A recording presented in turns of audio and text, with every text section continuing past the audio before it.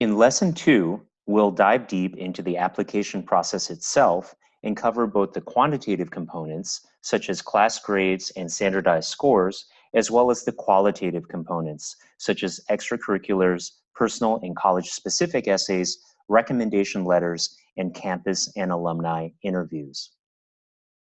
Let's start with the online application forms. There are typically three options for application forms: the common application, the coalition application, and the universal college application.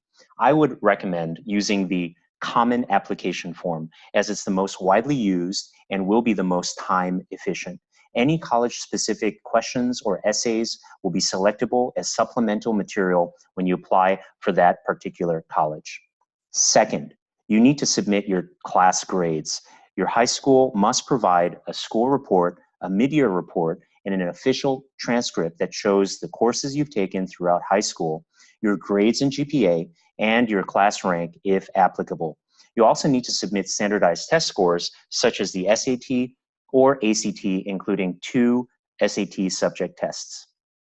My overall recommendation on grades and test scores: first, don't only focus on grades and GPA.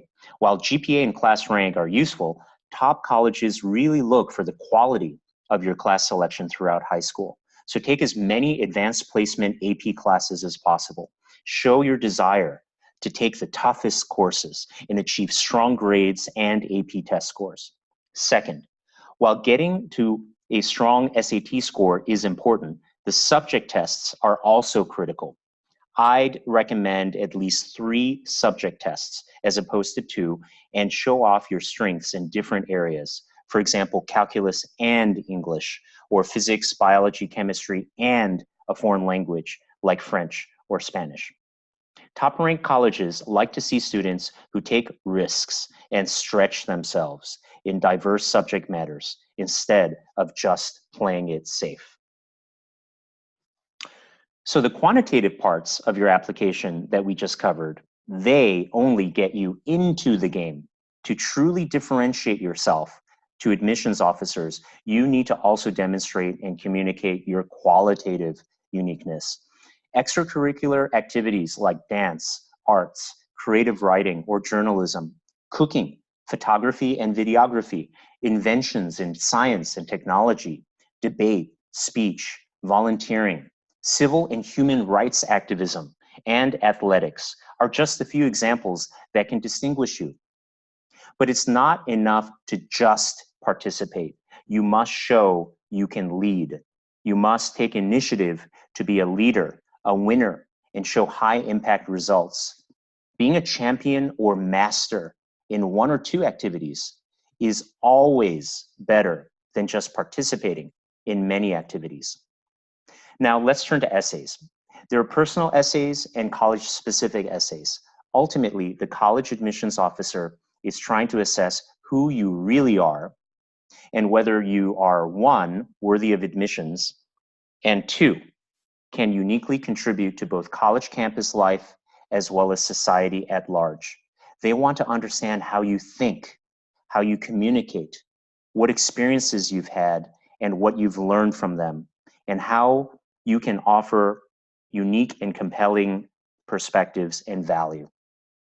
They might be considering questions such as, has this candidate experienced emotional events in life? And how do they deal with those moments?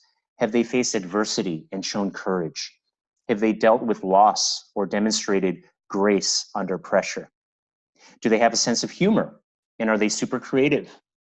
Students in the Ivy League are not just academic robots. They have high emotional quotients, also known as EQ, and the potential to develop their talents so their fellow classmates can learn from them, and so that over time, they can produce great contributions to benefit the rest of the world. In summary, activities and essays fill in the white space between the GPA and test scores to reveal your humanity.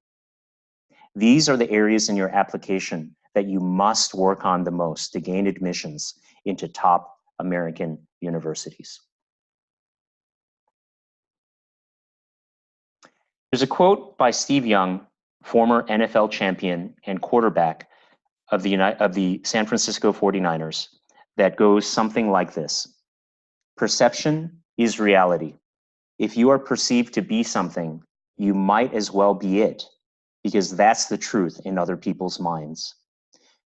The dirty little secret in college admissions is success is often based on which applicants can sell themselves the most. Sell themselves to their teachers, sell themselves to their guidance counselors, to alumni interviewers, to campus interviewers, and to the admissions office. Some aspects can be based on quantitative results, such as math scores or exam grades, but the qualitative perception is equally, if not more, important. Your recommendation letters from teachers, counselors, extracurricular coaches, and supervisors, they need to paint a portrait of passion and uniqueness. They need to speak from the heart and tell a compelling story to argue that you are the one that is the 1 in a million kid that deserves a shot, and here's why. A mediocre reference letter won't help your application and in fact might hurt it. A stellar recommendation can be the tipping point and the slight edge you need to gain entry. Alumni and campus interviews are also opportunities for you to show yourself in the best light, as your interviewers are always judging you, judging your answers, your body language, the questions you ask, and everything in between. Recommendation letters and interviews are about perception, and you need to show why you are the shiny new car that stands out and not the old normal car that isn't worthy. Practice for your interviews on what you say and how you say it. Ghostwrite, meaning write drafts on your recommender's behalf if your teachers, coaches, counselors allow you. That way, you position the ideal way you want to be perceived by the admissions office and iterate with your references to craft perfect letters that convey your passion, uniqueness, and leadership.